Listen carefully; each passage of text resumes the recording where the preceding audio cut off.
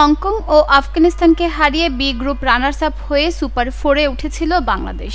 Super 4-এও শুরুটা দারুণ করে টাইগাররা। শ্রীলঙ্কাকে 4 উইকেটে হারিয়ে শুভ সূচনা পেয়েছে বাংলাদেশ। এই লঙ্কানদের কাছে গ্রুপ পর্বে 6 উইকেটে হেরেছিল লিটন দাসের দল। এশিয়া কাপের সুপার 4-এ নিজেদের দ্বিতীয় ম্যাচে এখনও পর্যন্ত অপরাজিত থাকা ভারতের মুখোমুখি হচ্ছে বাংলাদেশ। ম্যাচটি আজ বুধবার দুবাই আন্তর্জাতিক ক্রিকেট স্টেডিয়ামে বাংলাদেশ সময় রাত 8:30টায় শুরু হবে।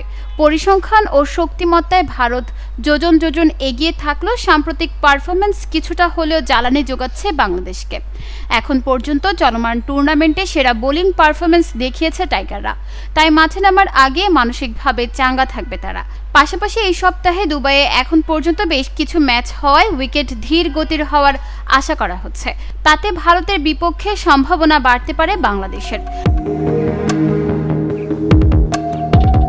টুর্নামেন্টে চিরপ্রতিদ্বন্দ্বী পাকিস্তানের বিপক্ষে দুবার সহ 4টি ম্যাচ জিতেছে ভারত, কিন্তু এমন পরিসংখ্যানে চিন্তিত নন বাংলাদেশের প্রধান কোচ ফিল সিমন্স।